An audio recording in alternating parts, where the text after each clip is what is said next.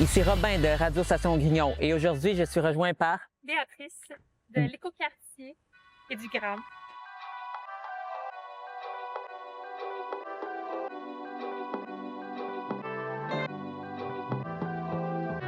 Donc, Béatrice, est-ce que tu peux nous présenter c'est quoi le Gramme et l'Écoquartier? Oui.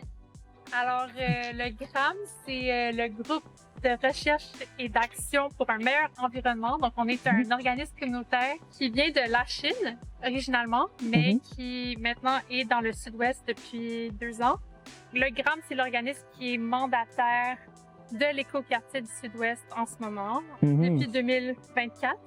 Puis le Gramme font des activités en général en environnement, donc on fait des plantations d'arbres, on s'occupe de 2 écoquartiers, on fait de l'éducation relative en environnement.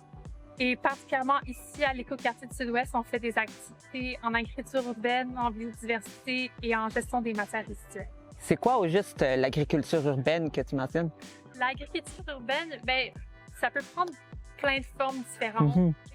À l'Écoquartier, ce qu'on fait principalement, c'est des bâtis en libre-service. Donc, est-ce qu'il faut réserver son endroit ou tu peux vraiment venir à n'importe quel moment planter ce que tu veux? Donc, dans Saint-Paul-et-Maures, les bacs en libre-service, on en a ici, au Parvis Biencourt. On en a aussi au parc Saint-John-Bosco. Puis, il y en a aussi au parc La Vérandrie. Puis, c'est des bacs qui sont vraiment 100% libre-service dans le sens que c'est collectif. C'est pas quelqu'un qui s'approprie un bac. D'accord. Qu'est-ce qu'on fait? C'est des séances de jardinage collectif. Donc, on invite les gens à venir jardiner au même moment. Mais si les gens passent le soir et veulent nous aider à arroser ou veulent cueillir quelque chose, c'est possible. Donc, les séances de jardinage collectif, vous faites ça tout au long de l'été? Oui. Ici, au Parvis Biencourt, en général, c'est les jeudis soirs, 1 semaine sur 2, à partir de 17h à 18h environ. On est ici. Il y a des bénévoles qui viennent, qui s'impliquent beaucoup, qu'on remercie d'ailleurs. Daniel, Valérie, entre autres, qui sont très impliqués ici au Parvis. On a aussi d'autres bénévoles très impliqués à Saint-John-Bosco. Les activités de jardinage collectif comme ça, quel genre d'impact tu penses que ça a sur la communauté, non seulement de Ville-et-Maure, mais du sud-ouest de Montréal en général? Je dirais que la formule des bacs libre-service, qu'est-ce que ça amène beaucoup? On pourrait dire que c'est comme un prétexte pour socialiser. Je trouve que c'est vraiment ça le principal élément que ça amène.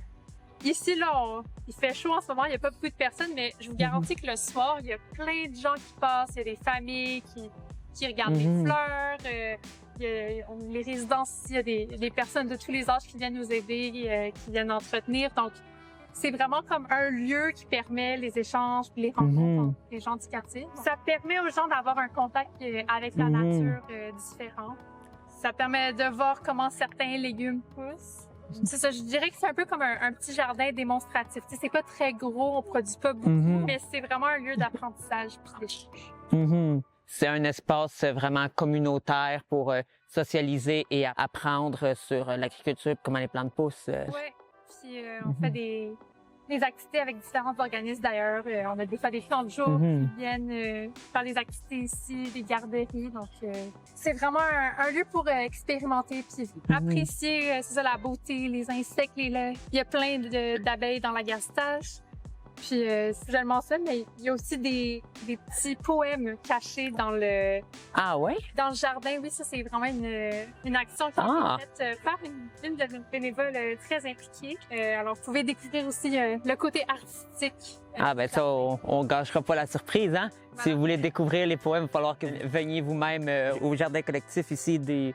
Parvis Biencourt. Et une dernière petite question avant qu'on conclue ça. Est-ce qu'il y a d'autres activités organisées par le Gramme dont tu aimerais nous parler rapidement? Les activités de l'Écoquartier, on en fait toutes sortes au cours de l'année.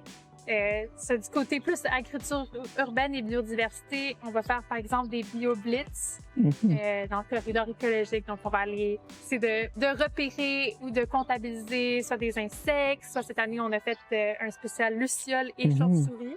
On fait aussi la distribution de végétaux. On va aider, on va faire un concours, par exemple, de jardinage écologique qui s'appelle Défi Fleuri. Puis, du côté de la gestion des matières résiduelles, on va faire des activités de troc, par exemple. Donc, on va faire troc et truc. Puis on va faire aussi des ateliers de réparation. On essaie d'offrir une diversité d'activités. Et si les gens ont des activités, on est toujours disponible là, pour soutenir, pour aider à organiser aussi différentes sortes d'activités, soit du nettoyage de ruelles ou la mobilisation des kiosques. On peut être là pour aider. Ah, c'est bien ça.